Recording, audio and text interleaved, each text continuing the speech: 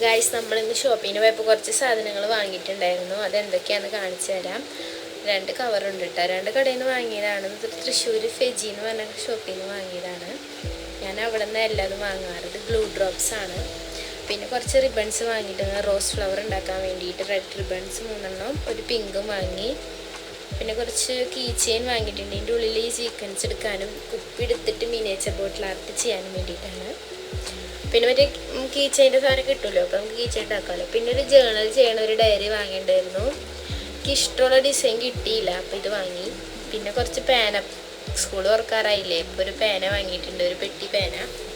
ഇതെനിക്ക് ഇഷ്ടമുള്ള പേന, നല്ല കളറുമാണ്, നല്ല എഴുതാനും പറ്റുന്നുണ്ട്, ഡോംസിൻ്റെ അല്ലേ. പിന്നെ ഇത് കുറച്ച് കളർ പെൻസാണ്, നമുക്ക് എഴുതാനൊക്കെ പഠിക്കുമ്പോൾ ഉപയോഗിക്കാൻ, ക്രാഫ്റ്റിന് ഉപയോഗിക്കാൻ. Double side ടൈപ്പാണിത്.